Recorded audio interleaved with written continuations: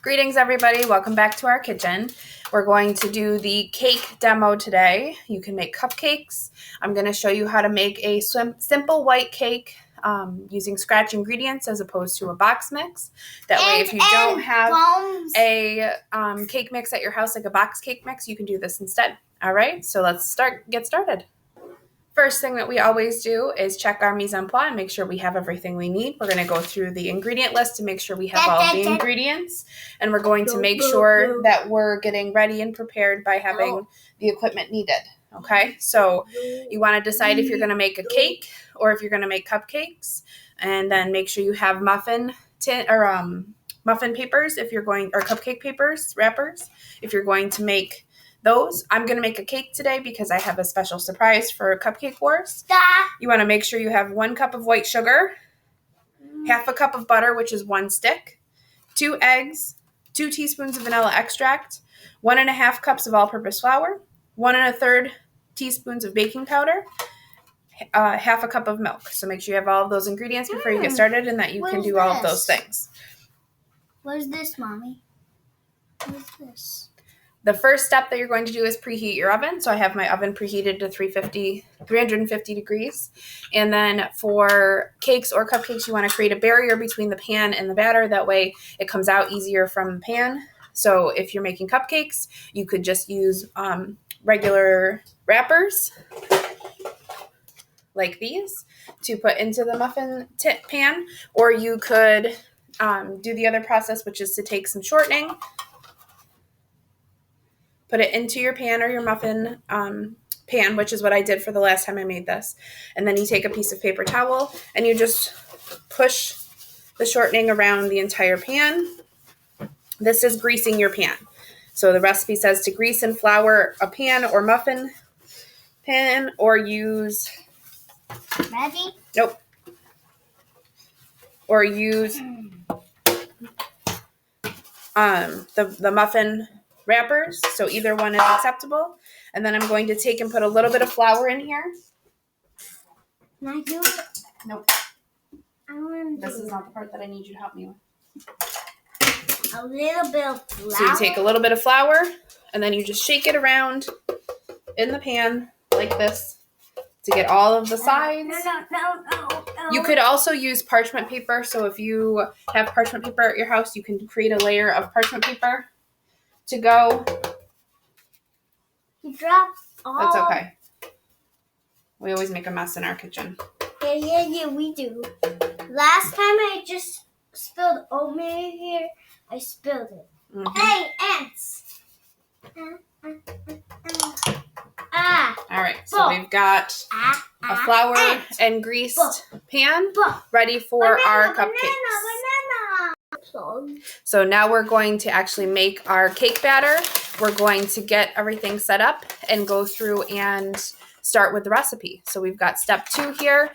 In a medium bowl, cream together the sugar and butter, and then beat in eggs one at a time. Stir in the vanilla. So I'm going to go ahead and get that set up and show you. All right, so we've got our 1 stick of butter, which is our half cup of butter, and our 1 cup of white sugar into the bowl. We're going to use the mixer to mix this and cream it together first before we do anything else. We need to get this mixed in really well.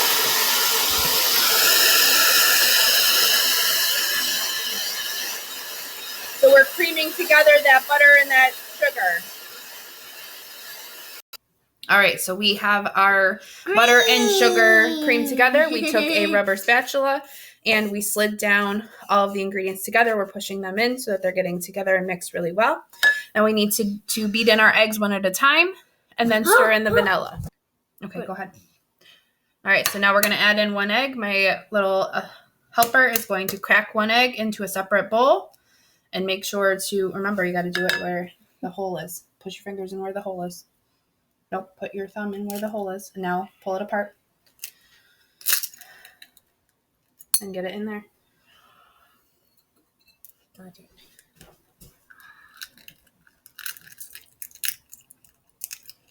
Okay, try not to squish the... I did it. Yep, good job.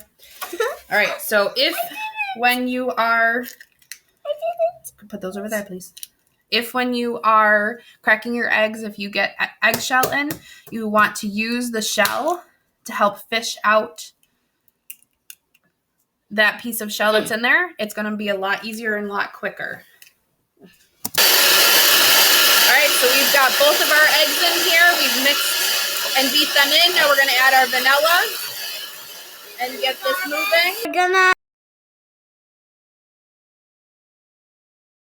add vanilla and pour it in here, and we're gonna veil it, and we're gonna mix it like that, and we're going to just mix it around, and Mommy's gonna stop it, and that's what we're gonna do. Okay, next part is to add in our dry ingredients. So we're going to measure and combine the flour and baking powder and add to the creamed mixture. So we're going to measure, and here we have 1.5 cups of flour. We have this in a separate bowl. Then we need to measure our baking powder.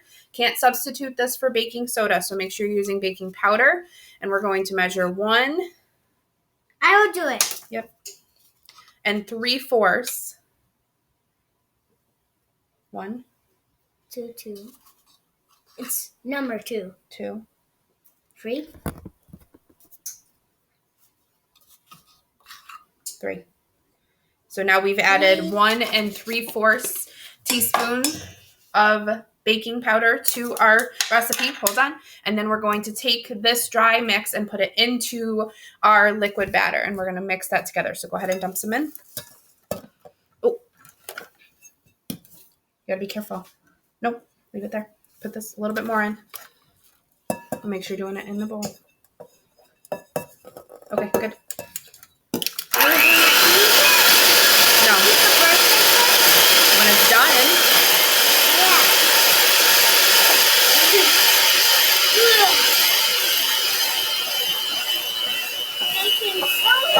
All right, add some more flour. Add more flour. No, the bowl. Pour the bowl in. Pour this bowl in. Okay, never mind. We'll put that in the sink. All right, now we've got all of our flour in here. It's going to make it look more like a dough at first because of the way that this recipe is written. And the next step is going to help smooth it out. Okay, so the next part is to add in the milk. The recipe says 1/2 cup of milk, so we're going to pour in a little bit into the center. Put it some over here, please. Okay, and then we're going to turn it on. And this is going to help smooth out our batter and make it into more of a batter than as opposed to a dough. I'm going to pour in some more water or milk.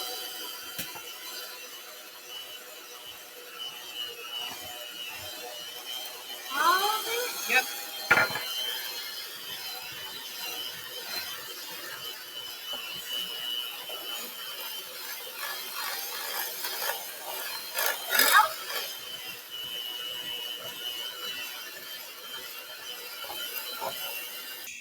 Okay, so at this point, we have our finished cake batter. We're going to either scoop this into our muffin tin if we were doing cupcakes. I would suggest using an ice cream scoop just because then you can measure exactly how much you're putting into each one and get them to be we even. We can do that one. And then we are going to be making a cake. So we're going to pour all of our batter into our cake pan, making sure that it's prepared ahead of time. Nope, we're not doing those. Huh? We're not doing those. We're gonna just pour it in. I'm just pouring it in. Pouring it in. Like tins. Are you gonna do like that? Mm-hmm. And then you're gonna put it all in place and squish it all.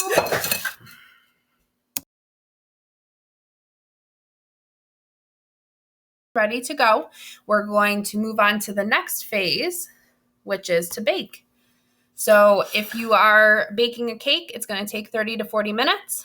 and you want to make sure that it's in a preheated oven, so your oven should already be started, and that if you're going to make cupcakes, this recipe takes 20 to 25 minutes to bake. I have a convection oven at my house, and mine were done in 20 minutes. 20 minutes? All right, so my cake is in the oven. I'm going to let it bake, and then I'll show you the way to test to see if it's done when my timer goes off, and I'll show you the last few steps of this process.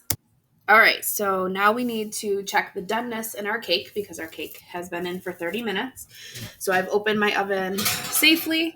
I've got my cake here. I take a toothpick and I'm going to insert the toothpick into the cake, and if it comes out clean, meaning there's no batter or cake crumbs on it, then it's set.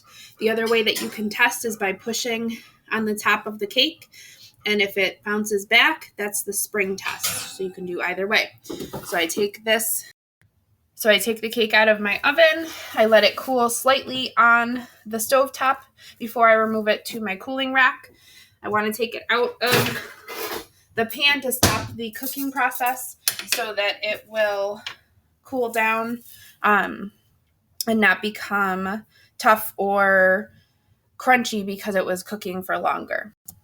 Okay, so to remove the cake, I'm actually going to put the cooling rack on top of my cake pan. I'm going to use oven mitts to flip it over.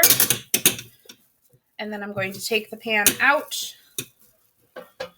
And I should have this beautiful cake or cupcakes that I made for this. I'm going to let this cool upside down so that it can get all of that heat out so that it can cool down. You always want to let your cake cool completely before you frost it. Make sure that you can also put it in the freezer to let it cool completely or freeze. Makes it a lot easier to frost. And then remember that our theme for Cupcake Wars this time is mental health awareness. So I can't wait to see how you make the cupcakes or the cake or whatever you decide to do to frost to submit for Cupcake Wars. Remember to stay safe, be happy, much love, and thanks for joining us today.